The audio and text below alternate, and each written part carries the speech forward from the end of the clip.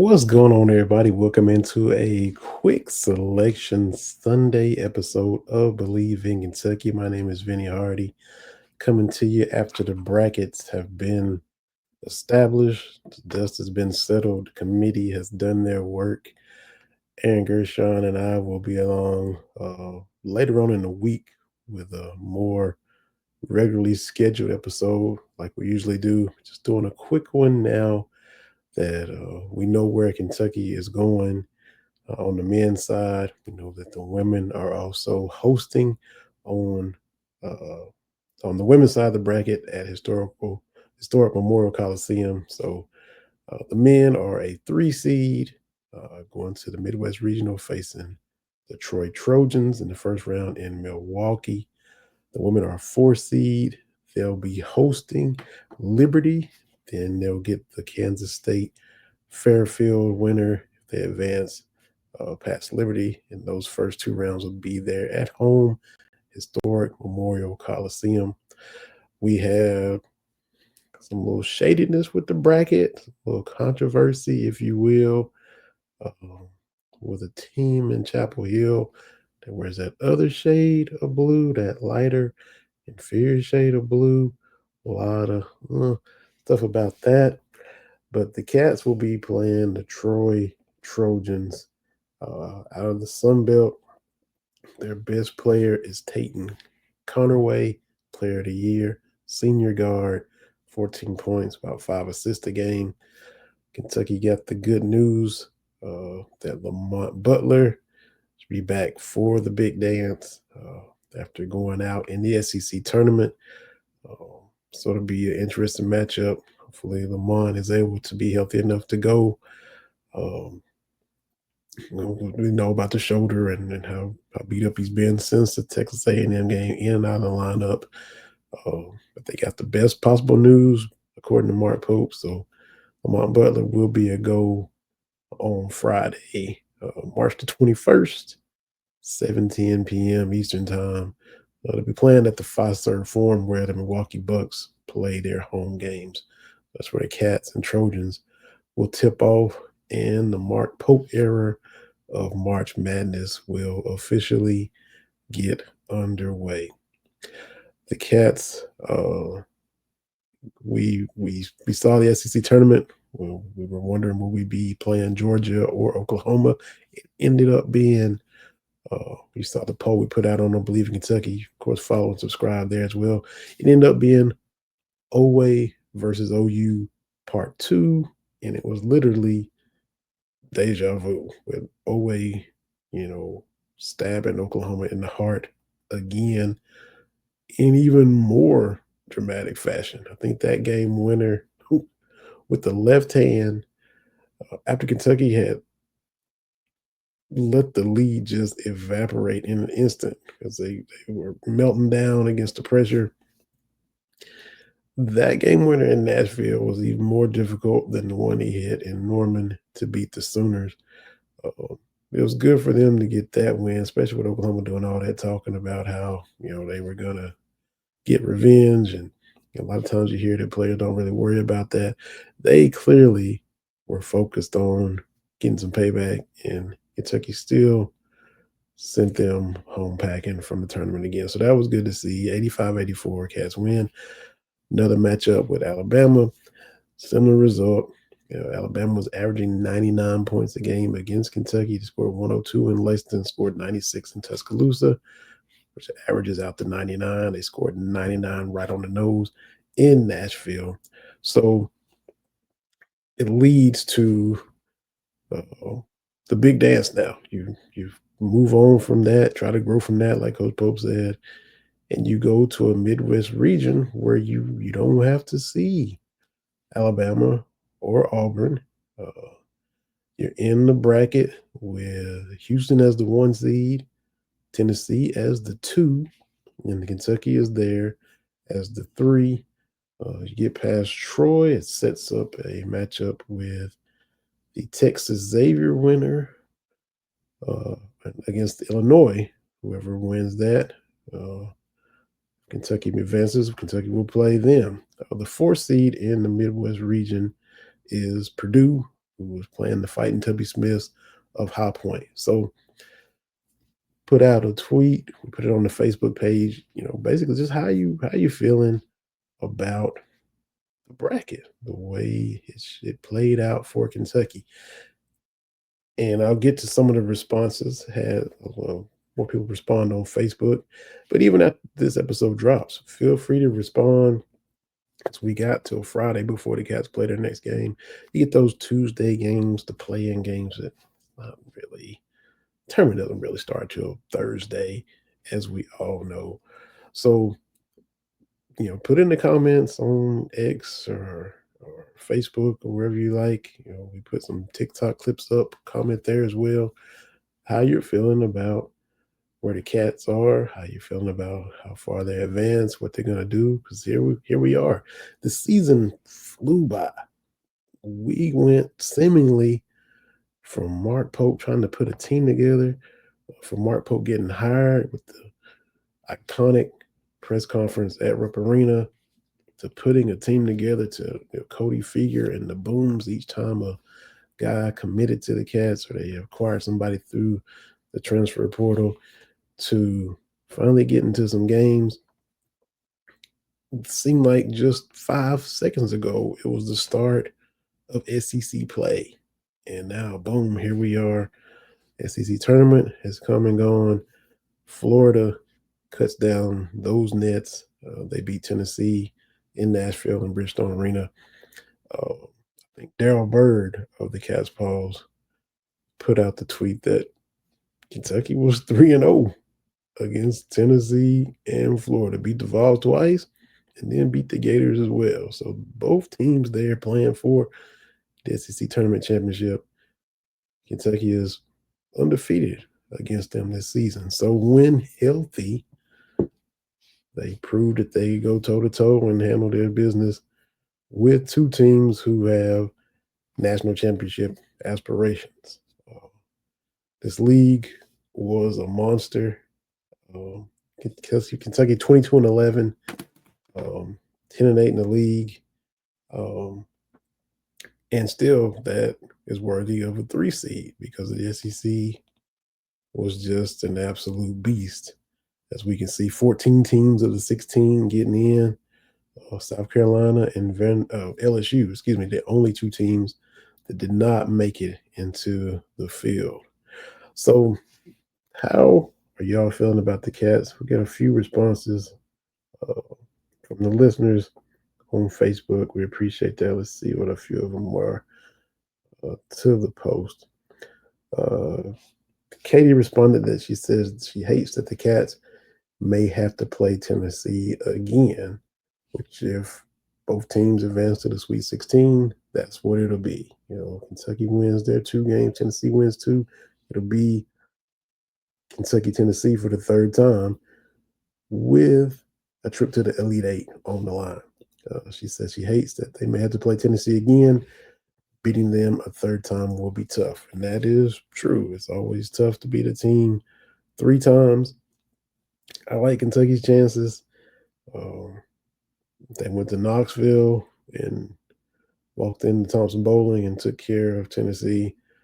Return trip to Lexington, offense was rolling, put up points again, beat the Vols again.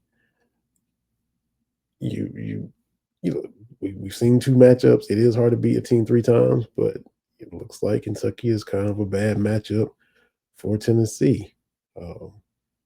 Florida was kind of a bad matchup for them today. Anything can happen on any day, but these high-powered offenses, Tennessee is a great defensive team. They choke a lot of teams out, but, Florida scored and did well. Kentucky scored and did well both times.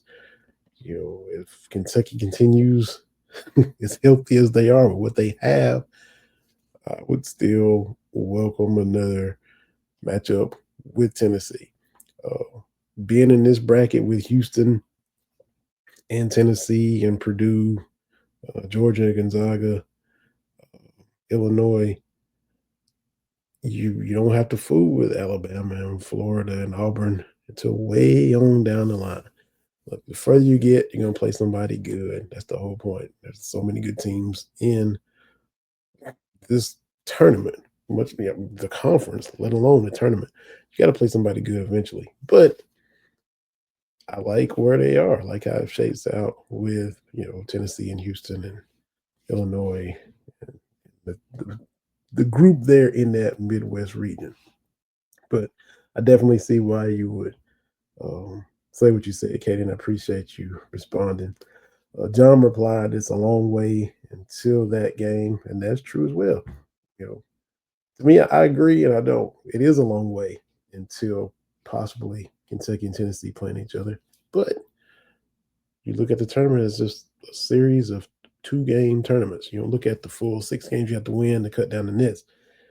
But you win your 2 games, there they are. You handle business in the first weekend, you're playing Tennessee in the second weekend.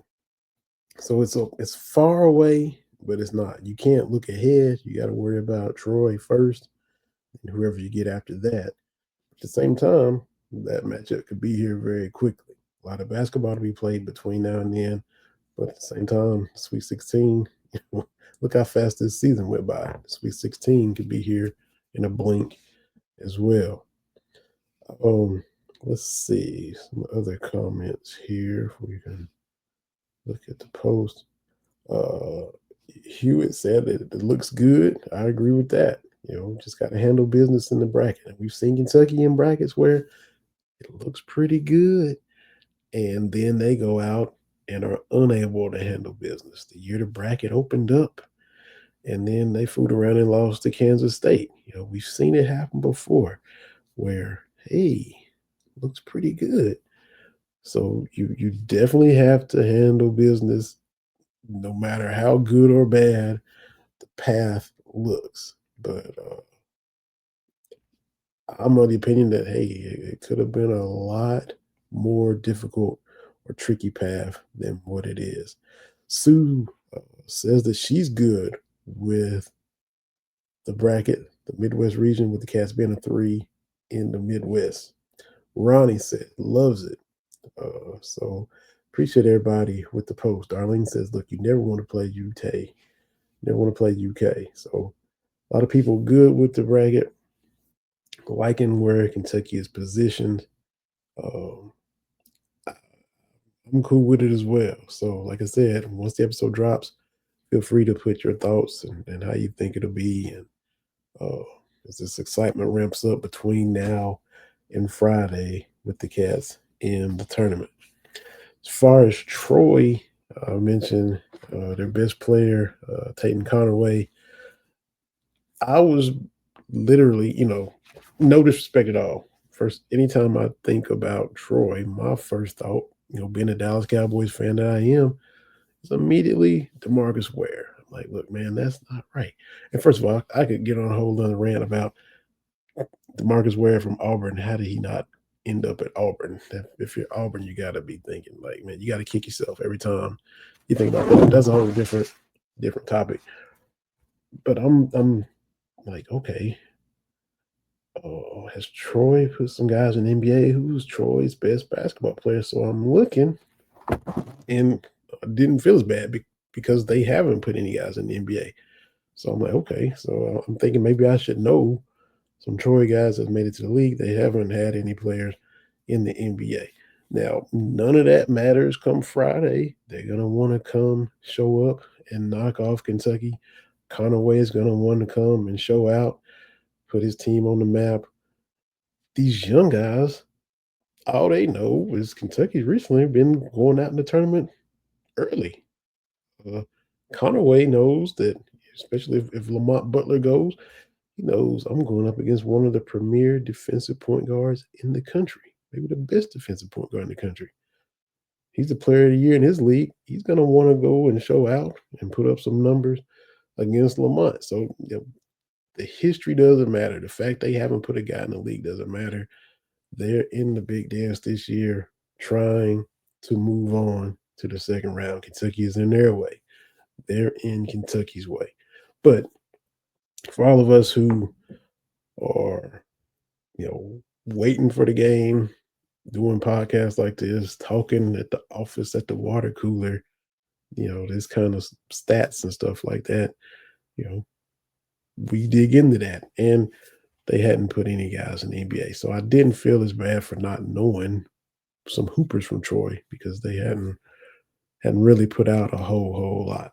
So as far as that goes, but I don't know, maybe Conaway changes that as well here in the next little bit. But we're looking forward to Friday, 7-10, Cats and Trojans. They're 23-10. Kentucky's 22-11.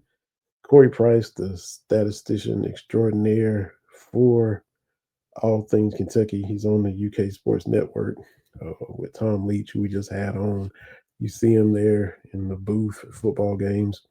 Uh, he put out some stats for basketball as well. And personally, he's going to be doing some work for CBS Sports at Rupp in the tournament because we see that, with Tennessee, Louisville, Auburn, and UCLA are going to be playing their first round games in Lexington.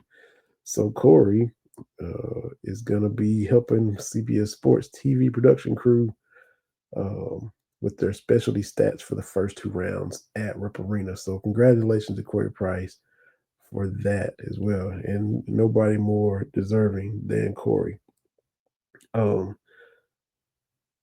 He let's see what he put out. A few little stats he put out.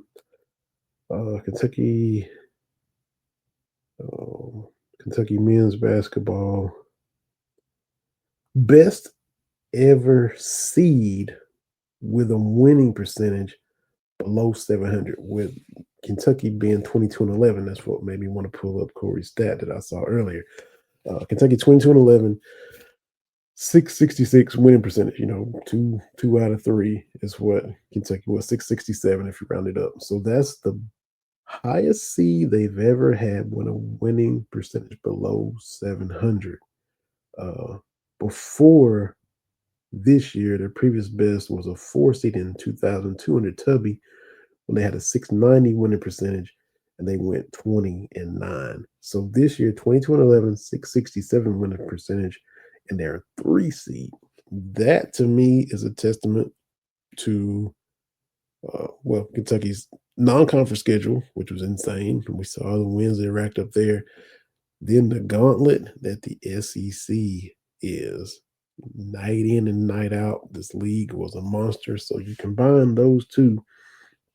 I also think you got to factor in if the injuries that Kentucky sustained while going through that gauntlet. So many key players, and they still were able to, keep their head above water. 22-11, a winning record in the SEC, 10-8. And so they earned themselves a 3 seed. We talked about it with Tom Leach a couple weeks ago. I was asking him because he knows the history way more than almost anybody. I'm like, do you remember a year when multiple guys just kept getting just wiped out by injury? Like we mentioned the Mike Phillips, Nerlens Noel, he mentioned Derek Anderson, where a star player is out. Keith Bogan's going into the tournament against Marquette. We remember those individual guys, the best player on a certain team in a certain year. We remember those. But to have like just the whole backcourt, point guard position, just bam, Kerr, Lamont, Jackson Robinson slid over and plays some point. He gets hurt. He comes back. Then he's out for the season. Lamont in and out of the lineup. The injuries, Andrew Carr. So many guys just